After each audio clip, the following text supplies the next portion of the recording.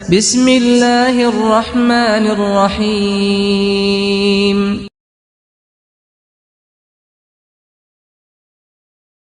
औज़ुबिल्लाहिमिनश्शैतानिर्रजीम बिस्मिल्लाहिर्रहमानिर्रहीम। अस्सलाम वालेकुम तमाम व्यूअर्स को। उम्मीद है खैरियत से आप तमाम लोग। आज का जो वीडियो है उसको पूरा एंड तक देखना आप लोग, क्योंकि बहुत महीनों से मैंने वेट किया है इस वीडियो को बनाने का, काफ़ी हकायक आपके सामने लेके आने का। क्योंकि जो हालात मस्जिद अक्सा को लेकर के अभी चल रहे हैं, तो अल्लाह ताला ने कुरान करीम में इस मामलात को लेके क्या फरमाया है और अल्लाह के रसूल ने इन मामलात को अपने हदीस शरीफ में कैसे बयान किया, वो सब हकायक इंशाल्लाह आज की वीडियो में हम देखेंगे। सबसे पहले क्लिप देखिए, फिर इंशाल्लाह आगे की गुफ्तगू हम शुरू करते हैं।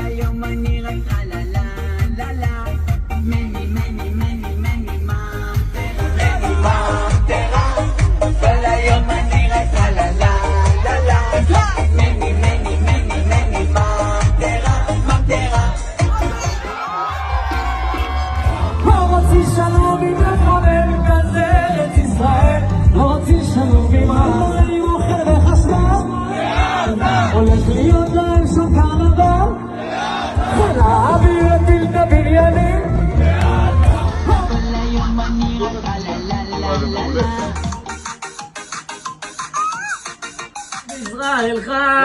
עם ישראל חי! עם ישראל, עם ישראל, עם ישראל חי! כל היום אני רק לה לה לה לה לה.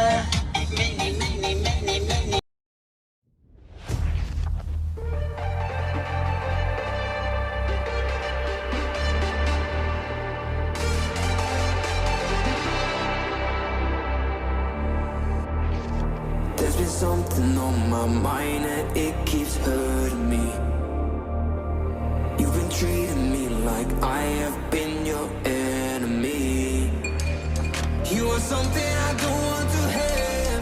A million problems inside of my head. This is something I cannot forget. Another one. You're a needle in my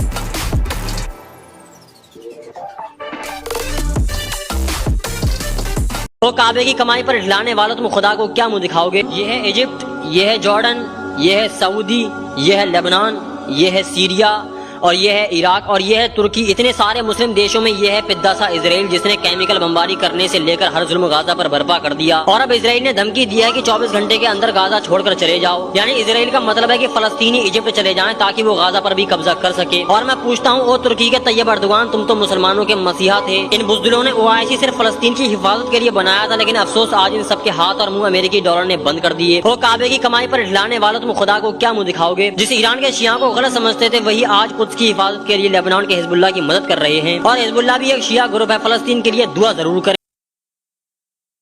हाँ, तो दोस्तों आपने सुना, वाकई में आज की मुसलमान कौम मुर्दार हो गई, मुर्दा हो गई। क्या हालात मस्जिद अक्सा के वहां पर में चल रहे हैं, सब कुछ सामने होते हुए भी कोई कुछ नहीं कर पा रहा। पूरे ओआईसी जो मुस्लिम ममालिक हैं सब एकजुट हुए हुए हैं, लेकिन एकजुट होकर के एक निवाला गजा के अंदर में रोटी का नहीं पहुंचा सके वो लोग। वीडियोस फोटोज इतने भयानक वहां से आ रहे हैं कि यूट्यूब की गाइडलाइंस हमको अलाउ नहीं करती है कि हम वो कुछ चीज आपको दिखाएं। इतने भयानक, इतने खौफनाक फोटोज और वीडियोस वहां से ट्विटर के ऊपर में, एक्स जो भी हो गया उसके ऊपर में शेयर किए जा रहे हैं। अब जो गुफ्तगू है आज के वीडियो की, उसका आगाज़ मैं करता हूँ कुरान शरीफ से कि अल्लाह ताला ने कुरान शरीफ में कौम बनी इसराइल के लिए क्या फरमाया। हाँ दोस्तों, अल्लाह ताला ने सूरह इसरा, अल इसरा वल मिराज, उसमें कौम बनी इसराइल के लिए क्या चीज़ फरमाई है वो मैं आपको बताना चाहूँगा। ये कौम अल्लाह ताला की पसंदीदा कौमों में से थी। यहाँ तक कि इस कौम के लिए अल्लाह ताला ने जन्नत से खाना उतारा है, जन्नत से दस्तरखान होता है इस कौम के लिए। लेकिन हमेशा इन लोगों ने बदगुमानी करी, बुरे फेल किए, जुल्म सितम किया, अल्लाह के तौहीद से पलटे और अज़ाब इलाही में पहले भी मुब्तला हुआ है और इंशाअल्लाह रहमान बहुक्म रब्बी, कुरान में जो हुक्म दिया हुआ है उसके हिसाब से आने वाले दौर में भी ये अज़ाब इलाही में मुब्तला होने वाले हैं। शुरू करता हूँ मैं, बिस्मिल्लाह करते हैं कि सूरह अल इसरा की आयत नंबर 4 से 8 में आपको कोट करके बता रहा हूँ। बिस्मिल्लाहिर्रहमानिर्रहीम। वक़अदैना इला बनी इसराईल फिल किताब लतुफ़सिदुन्ना फिल अर्दि मर्रतैनि वला तालुन्ना अलुवा कबीरा।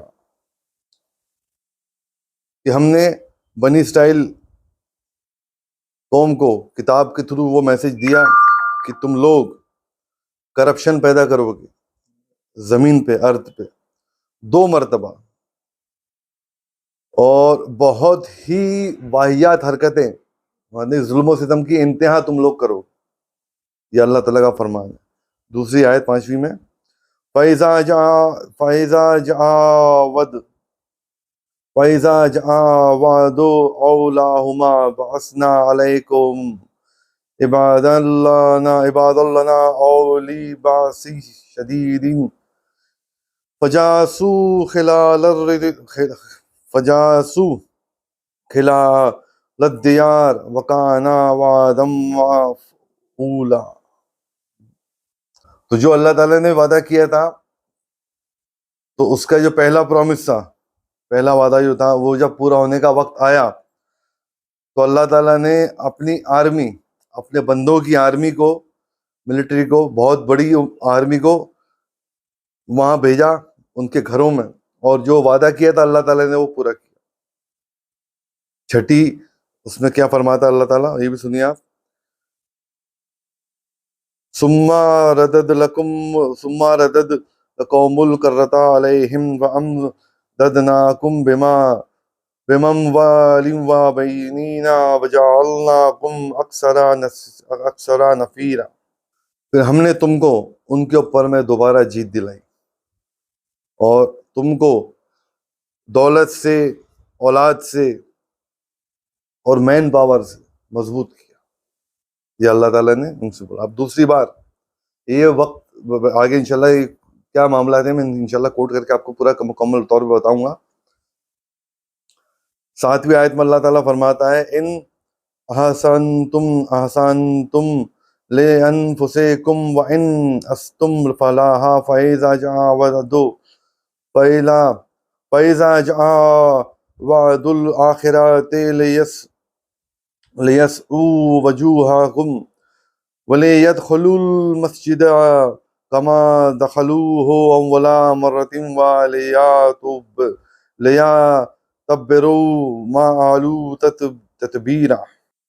फिर अल्लाह ताला ने इस आयत में फरमाया कि अगर तुम अच्छा करोगे तो तुम अच्छा अपने लिए कर रहे हो, तुम बुरा कर रहे हो तो भी वो अपने लिए कर रहे हो। और जब उस फाइनल प्रॉमिस का वक्त आएगा, हम तुम्हारे दुश्मनों को तुम पे काबिज करेंगे, जिसको देख करके तुम्हारे चेहरे उतरेंगे और वो लोग जेरूसलम के अंदर में हैकल सुलेमानी में दाखिल होंगे। जिस तरह पहली मर्तबा दाखिल हुए थे, उसी तरह दूसरी मर्तबा भी दाखिल होंगे, तोड़ करके उसको पूरा बर्बाद कर देंगे।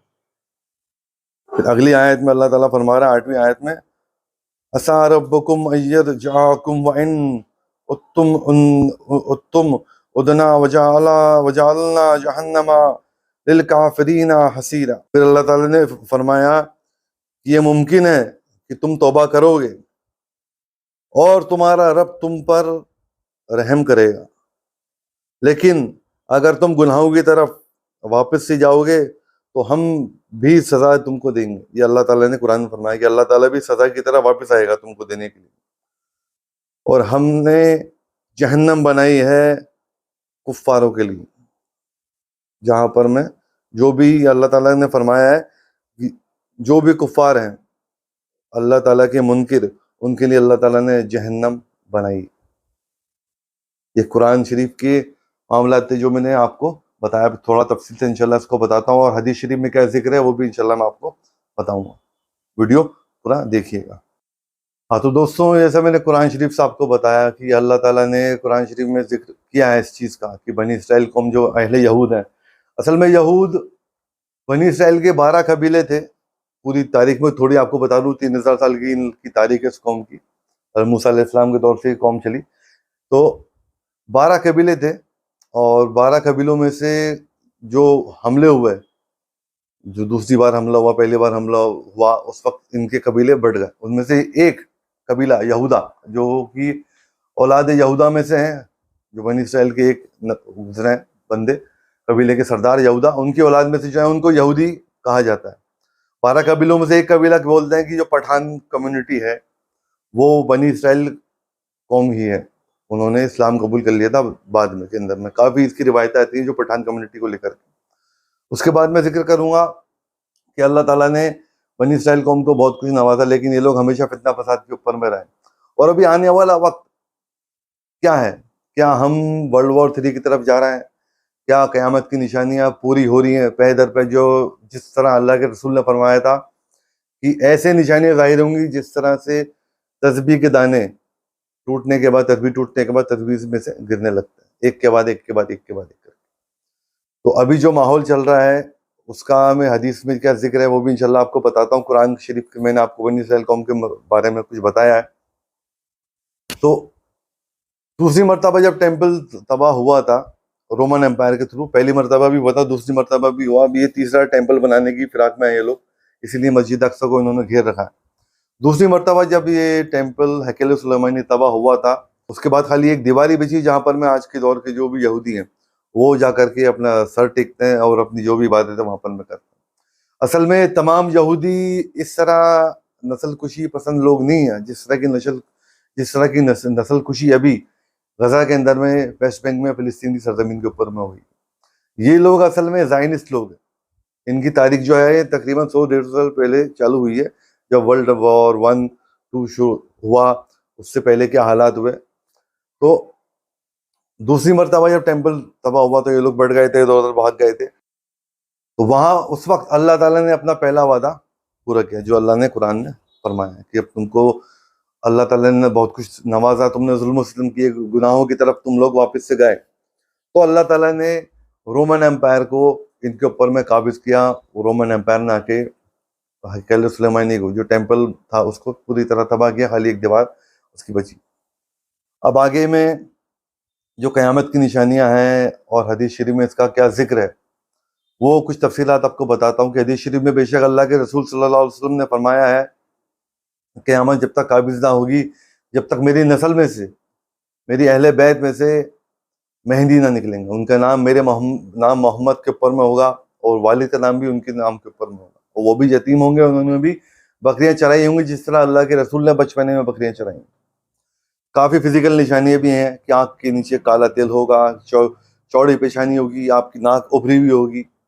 और अल्लाह के रसूल ने क्या हदीस शरीफ में इन मामलों को लेकर के बताया है वो बताने से पहले मैं आपको जो इब्राहिमिक रिलीजन्स हैं, जो 3 हज़रत इब्राहिम अलैहिस्सलाम से जुड़े हुए 3 बड़े धर्म दुनिया के अंदर में अभी मौजूद हैं, जिनमें से ईसाइयत है, यहूदियत है और दीन इस्लाम, तीनों इब्राहिमिक रिलीजन बोले जाते हैं।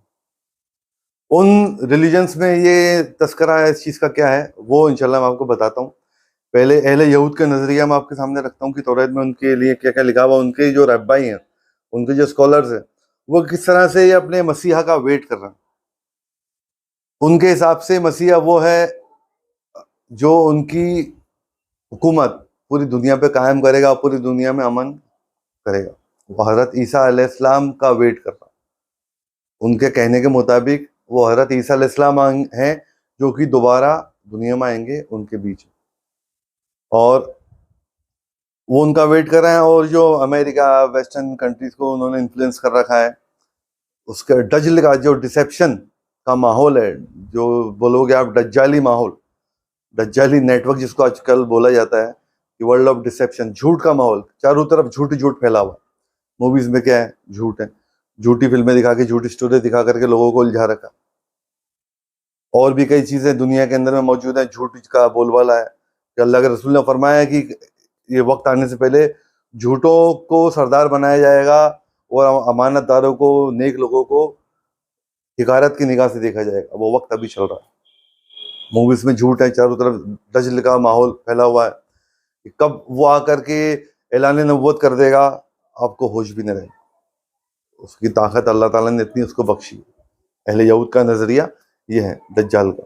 अब ईसाई को नजरिया है, वो भी वेट कर रहे हैं हज़रत ईसा अलैहिस्सलाम की सेकंड कमिंग का, लेकिन वो वेट उनका ये अकीदा है कि पहले ही मरतबा हज़रत ईसा अलैहिस्सलाम को सूली पे चला दिया गया और वो आसमान में उठा लिए गए और वो दोबारा से आएंगे जिंदा होकर के। जबकि इस्लामी अकीदे के मुताबिक हज़रत ईसा अलैहिस्सलाम को सूली पे नहीं चढ़ाया गया था। कुरान शरीफ में अल्लाह ताला ने फरमाया, अल्लाह ताला ने उनको ऐसे ही आसमान में उठा लिया था। और जो लोग साजिश करदा लोग थे, जिन्होंने साजिश हज़रत ईसा रूहुल्लाह अलैहिस्सलाम के खिलाफ करी थी, उनमें से एक शख्स था जिसका नाम जूडास था, उसको सूली पे उन लोगों ने चढ़ाया था।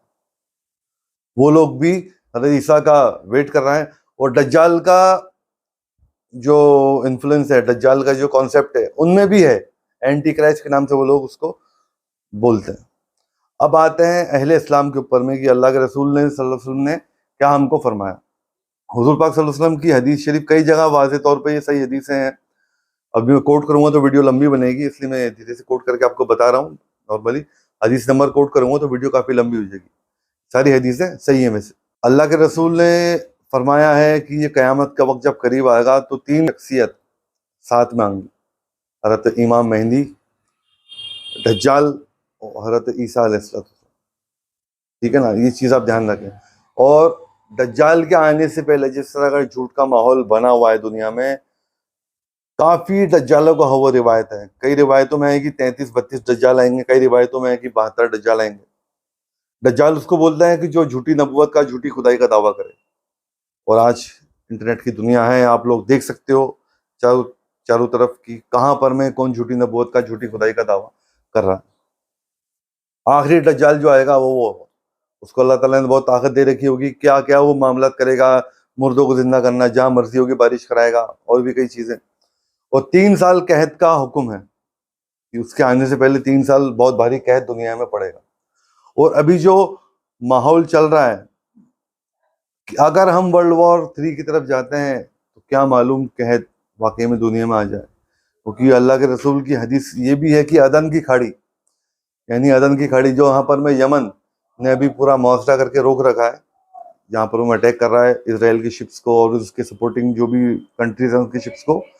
अदन की खाड़ी से एक ऐसी आग नमूदार होगी, ऐसी आग उठेगी जो कि पूरी दुनिया में फैल जाएगी। उसके बाद 3 साल कहत का हुक्म है कि पहले साल 25% बारिश ना होगी, जिससे ज़मीन अपने जो भी खजाने उनको 25% रोक लेगी। दूसरे साल आधा, 3rd ईयर 75% तक ज़मीन रोक लेगी।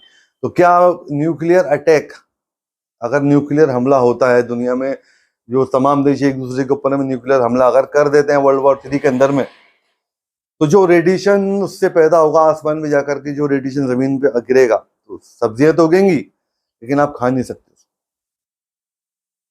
ये मामला है, सब्जियां सब उग रही हैं लेकिन आप खा नहीं सकते, रेडियो एक्टिव मटीरियल उसके अंदर में जा चुका है। ये 3 साल का मामला है। उसके बाद में दज्जाल का आने का है। इमाम मेहदी के रिलेटेड ये चीज़ ज़ाहिरी तौर पे, वाज़ेह तौर के ऊपर में मालूम है काफ़ी लोगों को कि सबसे पहले आपके आने की निशानियों में से कुछ जो मेन निशानियां हैं, मक्का के पहाड़ों का सब्ज हो जाना, ग्रीनरी। अभी वहाँ पर में जो बारिश हो रही है, तूफान आ रहे हैं, जो पथरीले पहाड़ मक्का शरीफ के एतराफ़ के अंदर में थे, वहाँ पूरी ग्रीनरी छा चुकी है। अभी पूरी हरियाली, सब्ज माहौल हो चुका। जो अल्लाह के रसूल की हदीस थी, क्लियर वाज़ेह तौर के ऊपर में ये चीज़ आज हो चुकी है और हो रही हैं। दूसरी चीज़ आप सल्लल्लाहु अलैहि वसल्लम ने फरमाई थी कि मदीना शरीफ में वो दज्जाल एंटर नहीं कर सके। वो एक फलानी पहाड़ी के ऊपर से गुम्बद खिज़रा को देखेगा, लेकिन फरिश्ते इन 2 शहरों की हिफाजत करेंगे। मक्का मुअज़्ज़मा और मदीना मुनव्वरा। और उसकी हवेली मदीना शरीफ के बाहर एक पहाड़ी के ऊपर में बाकायदा उसकी हवेली भी बन चुकी है। कि आले सऊदों ने क्या क्या हरकतें कर रही है, पूरे इनकी पोल पट्टी खोलते हैं आपसे वीडियो के अंदर आगे चल के। ये लोग क्या है, ये चीज हो गई। फिर इमाम मेहंदी के आने से वो हवेली भी वहां पर में तैयार हो चुकी है। वहां पर में कोई भी रॉयल फैमिली का बंदा रहता नहीं है, लेकिन वो हवेली बन के तैयार हो चुकी है। उसके बाद हजरत इमाम मेहंदी अलैहिस्सलाम के आने से पहले का जो वक्त रहेगा, उसमें ये चीज़ का भी जिक्र आता है कि रमज़ान शरीफ के महीने में 2 ग्रहण होंगे और एक पुच्छल तारा जो कि मशरिक से नमूदार होगा, मशरिक से दिखेगा आता बाबू। अभी जो रमज़ान है 2024 के, इसमें 25 मार्च को पूरा चंद्र ग्रहण हो चुका है और आने वाले 8 अप्रैल को यानी रमज़ान शरीफ की 28 तारीख को सूरज ग्रहण है। और ये सूरज ग्रहण ऐसा वैसा नहीं है, दुनिया का सबसे लंबा चलने वाला सूरज ग्रहण ये है। साइंटिस्टों की सूरज ग्रहण के ऊपर में काफ़ी निगाह, काफ़ी तरह से वो लोग इसको एग्जामिन करने की कोशिश करेंगे। और रमज़ान के बाद जो पुच्छल तारे का जिक्र है उसका नाम है डेविल्स कॉमेट, वो भी आसमान में दिखेगा और 21 अप्रैल 2024 तक वो आसमान में दिखेगा। पुच्छल तारे से मुराद ऐसी है कि उसकी दुम होगी, ऐसे आगे से रोशनी होगी, पीछे से जो उसकी लाइट बर्निंग होती हुई जाएगी वो एक दुम नुमा शेप ले लेगी। वो चीज़ भी अभी इसी साल होने वाली है। दरियाए फरात का सूखना और उसमें से सोने का पहाड़ जाहिर होना, जिसके पीछे तमाम दुनिया लड़ेगी, 100 में से 99 लोग उसको लेने के चक्कर में मारे जाएंगे। और अल्लाह के रसूल ने ख़ास तौर पे उम्मत मुस्लिमा से ये चीज़ फरमा दी थी कि तुम लोग उसको लूटने मत जाना। ख़ास तौर पे आपने उसी वक्त वाज़ेह तौर पे ये चीज़ जाहिर कर दी थी। और अभी वक्त चल रहा है, स्क्रीन के ऊपर आप देख सकते हो दरिया फरात के मामला। दरिया फरात कैसा था और कैसा हो चुका है। कुछ आवाज़ें दरिया फरात के अंदर में आई, कुछ पुरानी इमारतें जो खंडरात थे वहाँ के अंदर से लोगों ने देखा, कुछ आवाज़ें भी आई। ये एक अलग मैटर है। हारूत मारूत, जिनको द फॉलन एंजल्स कहा जाता है क्रिश्चियनिटी और यहूदियों के अंदर में, जिनको बेबीलोन के ऊपर में भेजा गया था, अल्लाह ताला की तरफ से जादू सिखाया था उन फरिश्तों ने इंसानों को। ये अलग अलग रिवायतें, बनी इसराइल की रिवायत अलग है, ईसाइयत की रिवायत अलग है, इस्लामिक रिवायत अलग है। जो चीज़ हमारे कुरान हदीस से मैच करती है हम उसको मानते हैं, जो चीज़ कॉन्ट्राडिक्ट करती नहीं, मैच करती है, उसको हम नहीं मानते। तौरात और इंजील पे ईमान हमको रखना है, लेकिन मैंने क्या चीज़ बताई, जो चीज़ कुरान हदीस से कॉन्ट्राडिक्ट करती है, लड़ती है, उस चीज़ को अपना मानेंगे। जो चीज़ मेल खाती है उसको आप मानेंगे।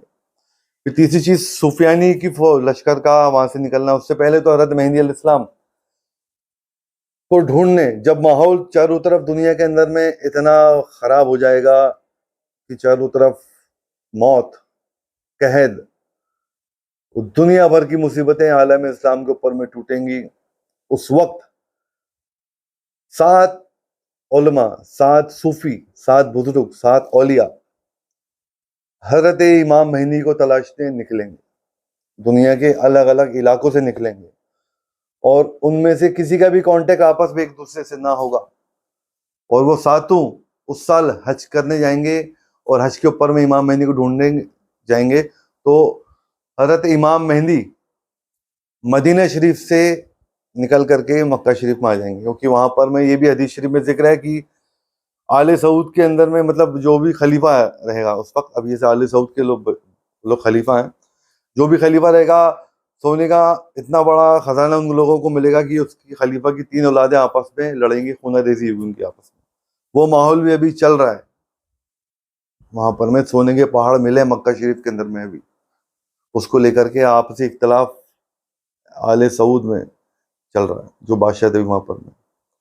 और इन सब फितनों से बचने के लिए हज़रत मेहंदी अलैहिस्सलाम मक्का शरीफ तशरीफ लेकर के आएंगे और वहाँ पर में वो 7 जो सूफी बुजुर्ग हैं वो आपको पहचान लेंगे, आपसे बैत करने के लिए बोलेंगे। तो वहाँ से हज़रत मेहंदी कुछ बहाना बना करके चले जाएंगे, लेकिन वो 7 बुजुर्ग आपको फिर ढूंढेंगे, फिर आपसे बैत करने के लिए बोलेंगे। तो फिर वो बैत जो होगी वो मक्का शरीफ में मकाम इब्राहिम और रुकन यमनी के बीच पे वो बैत होगी।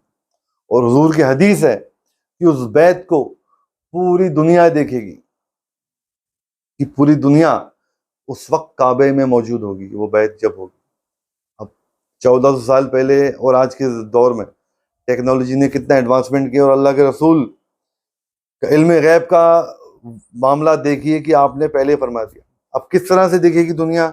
आज आप देख रहे हो सीसीटीवी कैमरा चारों तरफ लगे हैं, लाइव टेलीकास्ट होता है हर जगह से। हज पे भी होता है, रमजान में भी होता है, अजमेर शरीफ से हो रहा है, उस गौस पाक की बारगाह से हो रहा है, बहुत से बुजुर्गान दीन है वहां से लाइव टेलीकास्ट चलता है। तो वो चीज भी लाइव टेलीकास्ट होगी, वो बैत, वो पूरी दुनिया उस वक्त हरम में मौजूद होगी, क्योंकि पूरी दुनिया उस बैत को लाइव देखेगी अपने अपने घरों के टीवी सेट के ऊपर। ये होने के बाद में सुफियानी लश्कर का सीरिया से, मुल्क शाम से निकलना। अभी मुल्क शाम में कई लोग हैं, कई आतंकवादी तंजीमें हैं जो कि अमेरिका और यूरोप के अंडर पल रही हैं। अभी रशिया में भी जो हमला हुआ उसमें भी उन लोगों का हाथ है, जिसको दाइश बोलता है, IS बोलते हैं। अमेरिका और इजराइल और यूरोप के इन्फ्लुएंस के अंदर में वो चीजें हो रही हैं।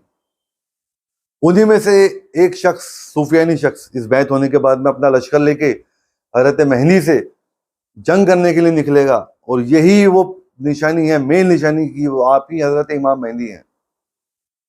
आपसे आने से पहले कई मेहंदी, झूठे मेहंदी आ चुके हैं दुनिया के अंदर में, लेकिन ये मेन निशानी अभी तक जाहिर नहीं हुई। ये मेन निशानी क्या है कि मकाम है बैदा, मदीना शरीफ पहुंचने से पहले मकाम है बैदा का एक मकाम है, वहां पर में जमीन फटेगी और तमाम लश्कर सुफियानी की फौज का उस जमीन में गर्क हो जाएगा। उस जमीन में गर्क हो जाएगा, तब लोगों को मालूम पड़ेगा हकीकत में कि आप ही हजरत इमाम मेहंदी अलैहिस्सलाम है। तब दुनिया भर का मुसलमान आपसे बैत करने के लिए निकलेगा और आपसे बैत होगी। उसके बाद में 80 झंडों तले, अब आप सोचो अल्लाह के रसूल की पेशन गोई, जो आर्मागेडन, हरमजदून और मलामतुल उज़्मा जो जंग का जिक्र है, यानी वर्ल्ड वॉर 3, उसमें ऐसा अल्लाह के रसूल ने फरमाया कि अगर किसी शख्स के 100 बेटे होंगे तो 99 उस जंग में शहीद हो जाएंगे। इतनी जबरदस्त वो जंग होने वाली है। मलामतुल उज़्मा उस जंग को कहा गया है। ईसाइयों में उसको आर्मागेडन, हरमजदून के नाम से पुकारा गया। उनके लिए भी वो होली वॉर है, यहाँ पर में भी होली वॉर। तो ये जंग का शुरू होना उस टाइम पे हो जाएगा, और हज़रत मेहंदी अलैहिस्सलाम के हाथों 70,000 उलमा का कत्ल होगा। उलमा मीन्स स्कॉलर्स, मौलवी, टीचर्स, साइंटिस्ट, उन लोगों को उलमा कहा गया है जो अपने अपने इल्म के माहिर हैं। क्योंकि दज्जाल आउट ऑफ लॉजिक काम करेगा कि ये सब चीज हो जाएगी। अब आप सुनो आगे की बात कि कुसुम दुनिया तक हज़रत इमाम मेहंदी का लश्कर पहुंचेगा, और खुरासान से जो काले झंडे लेकर के लोग निकलेंगे वो हज़रत मेहंदी से आकर के मिलके ही रुकेंगे। वो झंडे रास्ते में कई देशों की फौजें उनको रोकने की कोशिश करेंगी, लेकिन वो नहीं रुकेंगे, हज़रत मेहंदी से मुलाकात करेंगे। वो लश्कर होगा खुरासान का लश्कर, ये अल्लाह के रसूल का फरमान। फिर ये लश्कर जुल्म सितम के खिलाफ जंग शुरू करेगा, और फतुहात करते करते बैतुल मुक़द्दस आपका कैपिटल रहेगा। ये भी हदीस है हुज़ूर की कि बैतुल मुक़द्दस आबाद होगा तो मदीना वीरान हो जाएगा, क्योंकि इस्लामिक कैपिटल बैतुल मुक़द्दस जेरूसलम बनेगा, मस्जिद अक्सा के वहां पर। वहां से इमाम मेहंदी अलैहिस्सलाम फतेह करते करते कुसुम दुनिया तक, यानी कॉन्स्टेंटिनोपल, तुर्की तक पहुंच जाएंगे। अभी तुर्की इस्लामिक देश है, लेकिन आपको मालूम है कि वहां पे क्या चल रहा है मामला। इसराइल की पूरी मदद करिए। गजा के अंदर जितने लोग अभी शहीद हुए हैं, मौत हुई, छोटे छोटे बच्चे, मासूम बच्चे, औरतें, pregnant women, hospital staff, nurses, doctor, उनमें जो बारूद इस्तेमाल किया है इसराइल ने, तो तमाम, ज्यादातर बारूद, तमाम तो नहीं कहूँगा, ज्यादातर बारूद तुर्की ने दिया। ये सब लोग दोगले लोग हैं। अल्लाह के रसूल ने फरमाया था कि अरब का जवाल होगा, अरबियों का जवाल होगा, और खुरासान से लश्कर उठेगा। तो ये वही दौर है। अरब ममालिक जितने हैं, जॉर्डन, इजिप्ट और भी काफ़ी सारे ममालिक हैं, वो लोग खामोश बैठे, कोई कुछ नहीं कर रहा। खाली यमन के लोग, और खुरासान ईरान में आता है, ध्यान रखो आप, खुरासान से झंडे उठेंगे, हुजूर की हदीस है, खुरासान से। ये झंडे हिजबुल्लाह के लेबनान में ही मौजूद हैं, मुल्क शाम में भी हैं, इराक में भी हैं, और यमन में भी, जो कि इसराइल को घिरे हुए हैं। और मस्जिद अक्सा को उसको शहीद करने के मामलात अभी जाहिर होने वाले, क्योंकि जो ग्रहण है उसके मामलात इंशाल्लाह मैं आगे आपसे बात करूंगा दज्जाल के टॉपिक के ऊपर में जब आता हूं। मैं तुर्की तक पहुंचे थे, कुस्तुनतुनिया फतेह होने के बाद में दज्जाल का ज़हूर होगा, गुस्से में आएगा वो। हज़रत मेहदी अलैहिस्सलाम जब फतेह करेंगे तो वो गुस्से में जाहिर होगा। वो जाहिर होने के बाद 70,000 यहूदियों की फौज के साथ हज़रत इमाम मेहदी से जंग करने के लिए निकलेगा वो। अब दज्जाल का दौर ऐसा है कि उसको बहुत कुछ ताकत अल्लाह ताला ने अता फरमाई, इसको किताबी इल्म। रिवायतों में बुजुर्गों ने ये तक कहा है कि और दज्जाल ही वो शख्स था जिसने कि दूसरा हैकल सुलेमानी बनाया था बिना साउंड के, क्योंकि हज़रत सुलेमान अलैहिस्सलाम ने शर्त रखी थी कि कोई आवाज़ नहीं होनी चाहिए। सब डिटेल के अंदर में मैंने सब वीडियोस पहले बना रखी हैं, खाली एक हिंट दे रहा हूँ आपको देखनी अगर ये वीडियोस। तो मेरी इन्फॉर्मेटिव वीडियोस की प्लेलिस्ट है, उसमें दज्जाल, पोर्टल्स खुलना, इमाम मेहदी का ज़हूर, हज़रत ईसा अलैहिस्सलाम का आना और क्या एडवांसमेंट का दौर वो रहेगा, वो सब चीज़ें मैंने बता रखी हैं। और हज़रत मेहदी का मामला, जो जंग का मामला, जब दज्जाल का ज़हूर होगा, हज़रत इमाम मेहदी अलैहिस्सलाम जब जंग करेंगे, कुस्तुनतुनिया कॉन्स्टेंटिनोपल तक फतेह करेंगे। जो हदीस शरीफ में मैंने आपको पहले बताया कि 80 झंडे बनी इसराइल के साथ में 80 झंडे होंगे और हर एक झंडे के नीचे 12,000 का लश्कर होगा। इसको मलामतुल उज़्मा कहा गया, जो इतनी अजीम जंग होगी। 9 साढ़े 9 लाख के ऊपर फिगर जा रहा है जो जंग मुसलमानों के खिलाफ में उस दौर में होगी। इसमें सारे यूरोप आ गया, जितने यूरोप ममालिक हैं, अमेरिका है और भी काफ़ी चीज़ें हैं। और ये भी हदीस में लिखा हुआ है कि 2 समंदरों के बीच में जो रियासत है, जब तक वो शैतानी रियासत तबाह नहीं होगी, बनी इसराइल का सवाल नहीं आएगा। वो शैतानी रियासत वो भी अमेरिका है, जो 2 समंदरों के दरमियान मौजूद है। उसका भी सवाल होना भी दिख रहा है काफ़ी हद तक। आगे अल्लाह बेहतर जानता, अल्लाह को उसके मामला ज़्यादा मालूम है। दज्जाल आएगा, उसके बाद में उसको अल्लाह ताला ने काफ़ी सारी पावर अता कर रखी है और किताबी इल्म भी है उसको काफ़ी हद तक, जो आउट ऑफ लॉजिक बातें करेगा, जो अलग अलग डायमेंशंस होगी। अल्लाह ताला तमाम मशरिकैन और मगरिबैन का मालिक है। यहाँ मशरिक मगरिब ईस्ट और वेस्ट का मामला नहीं है, ये अलग अलग डायमेंशंस की डायरेक्शंस की बात करेगी अल्लाह ताला ने कुरान शरीफ में। क्योंकि मशरिकैन और मगरिबैन है, मल्टीपल प्लूरल हो गया ये चीज़, कई मशरिक हैं और कई मगरिब भी है। वो अलग अलग डायमेंशंस की, अलग अलग आलमों की अल्लाह ताला ने यहाँ पर में बात करी कुरान शरीफ के अंदर में। और हज़रत ज़ुल्करनैन का भी मामलात हैं, याजूज माजूज के मामलात हैं, हज़रत ईसा अलैहिस्सलाम का आना, फिर याजूज माजूज का आना। हज़रत ईसा अलैहिस्सलाम जब आएंगे तो दुनिया के ऊपर में इस्लाम की हुकूमत मुकम्मल तौर पे हो जाएगी। हज़रत ईसा अलैहिस्सलाम जब आएंगे, वही शख्सियत है जो दज्जाल को कत्ल करेंगे, क्योंकि दज्जाल नबी बन के हज़रत ईसा का ही मुखा तोड़ के आएगा। वो हज़रत ईसा इब्ने मरियम, मसीहा जो बोला गया उसको, हज़रत ईसा भी मसीहा हैं। हज़रत ईसा भी मसीहा, तो क्या हज़रत ईसा ही मसीहा हैं? वो तो झूठा मसीहा है, फॉल्स मसीहा दज्जाल। अल्लाह के रसूल ने ख्वाब में एक मरतबा, हदीस शरीफ बता रहा हूँ कि एक मरतबा देखा था कि एक शख्स 2 लोगों के कंधे पर हाथ रख करके तवाफ़ काबा कर रहा है और उनके सर से बाल जो हैं, बालों में से पानी टपक रहा है, ऐसा लग रहा है अभी भी गुस्ल करके आए। हज़रत जिब्रील अलैहिस्सलाम से पूछा आपने कि ये कौन है, तो हज़रत जिब्रील ने फरमाया कि ये ईसा इब्ने मरियम है। फिर अल्लाह के रसूल सल्लल्लाहु अलैहि वसल्लम ने देखा कि एक और शख्स उन्हीं की मिमिक्री कर रहा है, उन्हीं की कॉपी कर रहा है, उनकी थोड़ा दूर पीछे के ऊपर में खड़ा होकर के, वो भी 2 शख्सों के हाथ कंधों पे हाथ रख करके तवाफ़ काबा कर रहा है।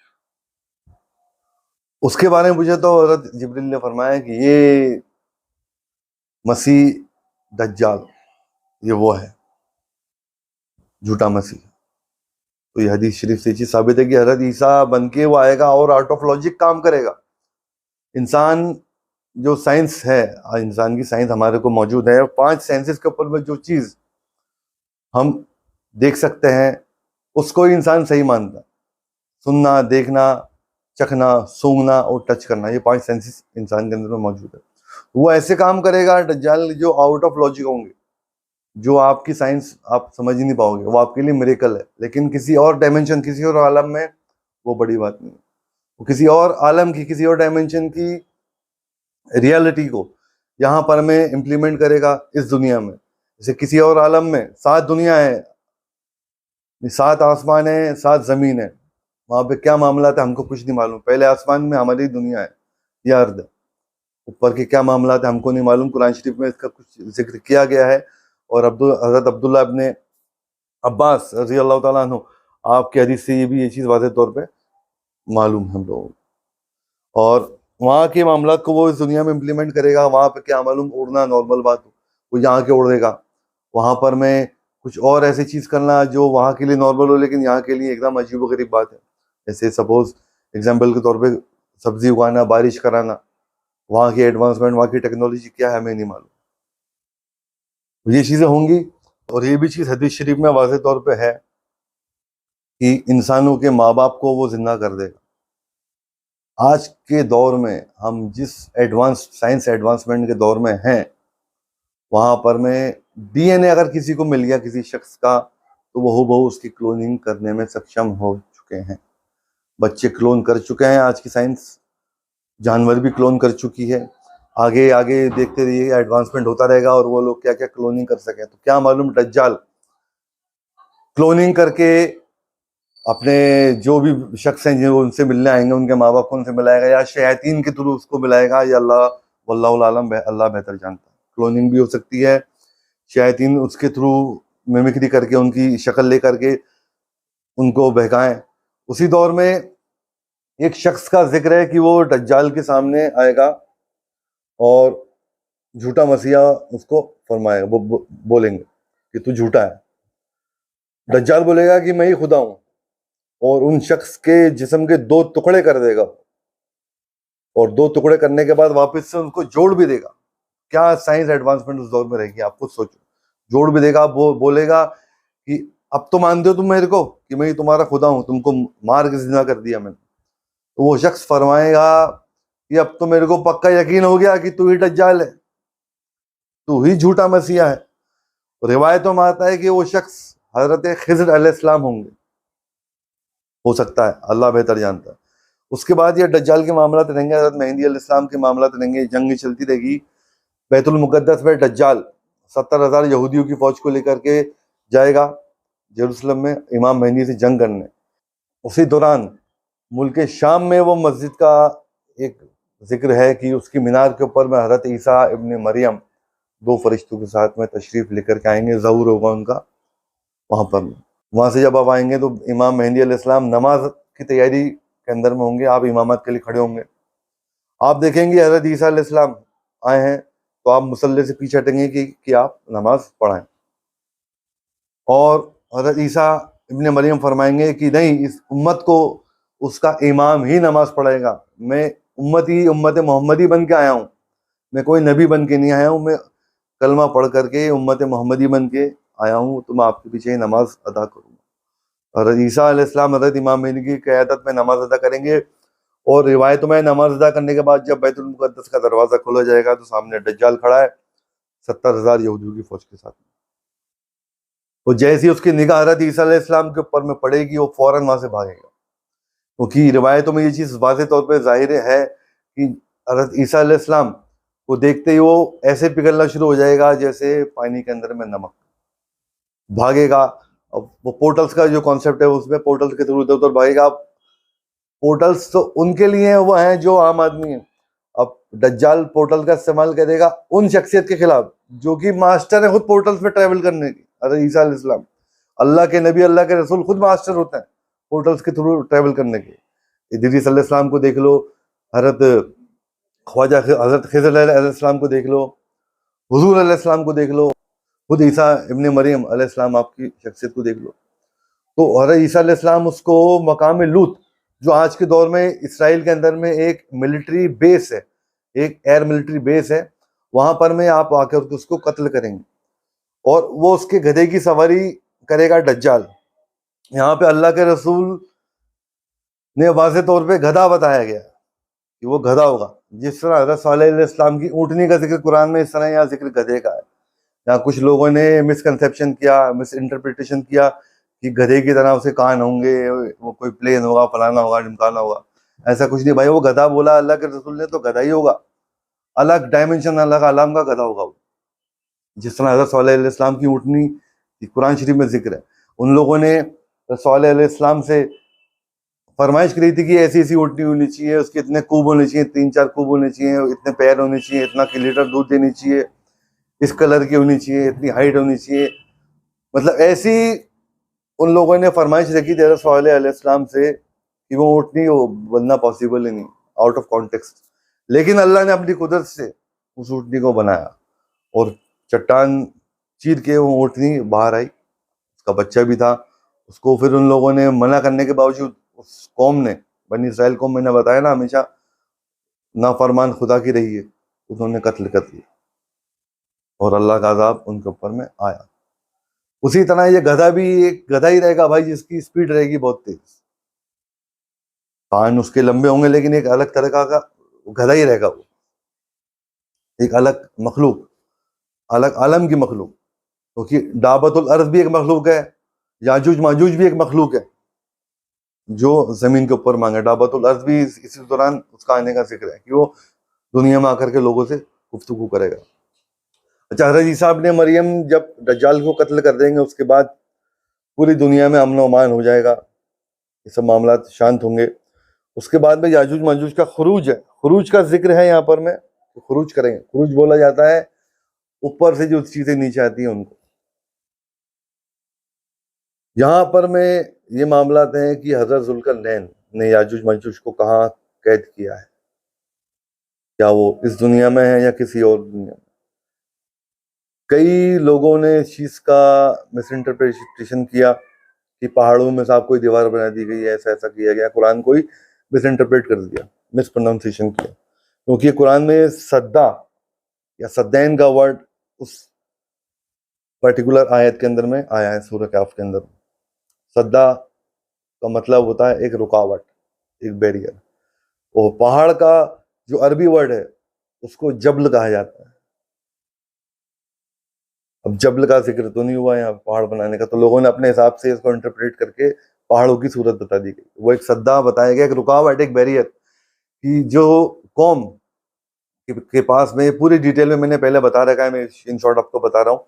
जिस कौम के पास हज़रत जुल्करनैन अलैहिस्सलाम गए थे, जिस कौम के पास हज़रत जुल्करनैन गए थे, हज़रत जुल्करनैन भी एक नॉर्मल इंसान है, कोई नबी नहीं है, और दज्जाल भी एक नॉर्मल इंसान होगा।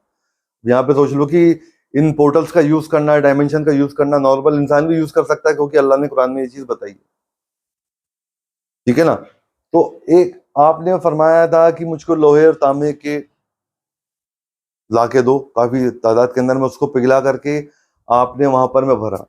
तो उन दोनों से पिघलने के बाद में क्या मालूम सारे पोर्टल्स आपने किस तरीके से बंद किए, सारे आसमानी रास्ते जुल्करनैन ने बंद किए उस दौर के अंदर में। तो ऐसा एक केमिकल रिएक्शन हुआ हो, क्या मालूम, वल्लाहु आलम, ये मेरी राय है, मशवरा है, मैं इस चीज का दावा नहीं कर रहा हूँ कि ऐसी गैस क्रिएट हुई वहां पर में उस पोर्टल्स के अंदर में कि वो याजूज माजूज गैस के अंदर हाथ तो डालेंगे, लेकिन वो गैस है, हवा है, अपनी जगह से हटेगी, लेकिन वापस अपनी जगह पर में आ जाएगी, उसको हटाना पॉसिबल नहीं। वो इंशाल्लाह जिस दिन बोलेंगे वो याजूज माजूज, वो दीवार हट जाएगी। सद्दा उसका वर्ड इस्तेमाल में किया, एक रुकावट, एक बैरियर। वो रुकावट तोड़ के याजूज माजूज जब दुनिया में दाखिल होंगे, काफी सारे मामला हैं उस दौर के अंदर में, क़यामत से आने से पहले। तो ये सब मामला मैंने आपको अल्हम्दुलिल्लाह बताए, और इंशाल्लाह आप चाहेंगे तो उसके आगे के मामला भी मैं आपको इंशाल्लाह बताऊंगा। वीडियो काफी लंबा हो गया है। और एक स्पेशल मैसेज उन यूट्यूबर्स के लिए, मुस्लिम यूट्यूबर्स के लिए, मेरा ईमान तो गवारा नहीं करता है कि मैं इस दौर में, इस वक्त जब हमारे मुस्लिम भाई एक एक लुकमे को तड़प रहे हैं, तो मैं खिलाई पिलाई के वीडियोस बना बना करके दिखाऊं। मैं बहुत बहुत बहुत ही कम दरबार गरीब नवाज से वीडियो इन दिनों बना रहा हूँ। बहुत कोई खास मामला होते हैं तो वही मैं आपको दिखाता हूँ। लेकिन कुछ लोग हैं, बड़े बड़े यूट्यूबर्स हैं, ये जुबैर रियाज है, मालिक फरीदी हैं, ये और भी काफ़ी सारे लोग हैं, इनको शर्म आनी चाहिए कि वहाँ तुम्हारे मुस्लिम भाई एक एक निवाले से मर रहा है, खाने को कुछ नहीं, इतना ज़्यादा कैद वहाँ पर में आया हुआ है, और तुम लोग अपने मस्ती ले रहे हो। और वो होश में आ जाओ, क्या कर रहे हो तुम लोग, तुम्हारा सवाल बहुत भारी आने वाला है। तमाम यूट्यूबर्स के मुंह में दही जम गया है फिलिस्तीन के लोगों के लिए आवाज उठाने के लिए, कुछ बोल नहीं सकते वो लोग। हम तो मजबूर हैं, यहाँ बैठे हैं, दुआ कर रहे हैं, लेकिन ज़हनी तौर पे परेशान है। एक चीज मैं आपसे कहना भूल गया था कि जो अभी चीज काफी तौर पर में वायरल चल रही है, लाल बछिया की कुर्बानी, लाल बछड़े की कुर्बानी, जिसको अहले यहूद साल 2022 से उनको वो मिला, वो उनकी पेशन गोई, उनकी भविष्यवाणी है कि दज्जाल के आने से पहले उसकी कुर्बानी करेंगे वो लोग वहां पर में, टेम्पल माउंट के आसपास में, माउंट ऑलिव के ऊपर में जिक्र है, माउंट ऑलिव के ऊपर में उसकी कुर्बानी करेंगे। उसके बाद मस्जिद अक्सा को शहीद करके तीसरे टेम्पल की बनाने की शुरुआत कर देंगे। वो जो लाल बछिया है, लाल गाय का बछड़ा, वो उनको मिल चुका है 5। टेक्सास के जो शहर है, टेक्सास जो स्टेट है अमेरिका का, वहां पर में $500,000 के अंदर वो लोग खरीद के उसको लेके आए। और अप्रैल के अंदर में उसकी कुर्बानी की तैयारी है। और अप्रैल में रमजान शरीफ का मामला भी है और सूरज ग्रहण का भी मामला है। ये हो सकता है उसी दौरान उसकी कुर्बानी करेंगे। उसके बाद मस्जिद अक्सा को अल्लाह माफ़ करे, माज़अल्लाह शहीद करेंगे। ये क्या मामला रहेंगे अल्लाह बेहतर जानता है। मस्जिद अक्सा की अल्लाह हिफाजत करे। उसके बाद मस्जिद अक्सा को शहीद करने के बाद में ये लोग वहाँ पे अपना टेम्पल बनाएंगे और दज्जाल जो उनका मसीहा है उसकी आमद का इंतज़ार कर ही रहे हैं। उसके बाद उनका मसीहा जाहिर होगा, लेकिन उससे पहले हज़रत इमाम मेहदी आएंगे। ये सब चीज़ें चल रही हैं वहाँ के ऊपर में। अगर कुछ भूल चुक हो गई हो, किसी का दिल दुखा हो, तो मैं माफ़ी चाहूँगा। आज के वीडियो में कुछ हकायक थे जो कुरान हदीस से मैंने आपको बताया और मेरे दिल की बात थी जो मैंने आपको बताई आज के वीडियो में। जब से जंग शुरू हुई है, जब से मैं इस वीडियो बनाने के लिए सोच रहा था, लेकिन काफ़ी चीज़ें सामने आती गई, धीरे धीरे आती गई जो हुजूर की हदीस थी, तब मैंने आज जा करके ये वीडियो अल्हम्दुलिल्लाह आपको बताया। तो उम्मीद करते हैं आज का वीडियो आपको अच्छा लगा होगा, इंफॉर्मेटिव वीडियो है। ज़रूर शेयर करना अपने दोस्तों के साथ, ताकि दुनिया जो डिसेप्शन की दुनिया में लोग जी रहे हैं, दज्जाली माहौल में जी रहे हैं, क्या है इंस्टाग्राम फेसबुक ये सब दज्जाली माहौल है। मैं भी उलझा हुआ हूँ भाई इसमें, मैं कोई वो नहीं हूँ, मैं भी उलझा हुआ हूँ इन सब चीज़ों में। ऐसा जाल बुना गया है डिसेप्शन का चारों तरफ से कि लोग बाग सब तमाम लोग दुनिया के इसमें उलझ चुके। अल्लाह हमको अपनी पनाह में रखे, यही दुआ करेंगे। अब इंशाल्लाह अगले इन्फॉर्मेटिव वीडियो में करेंगे मुलाकात। दुआ में याद रखिए। अल्लाह हाफिज़, ईमान अल्लाह।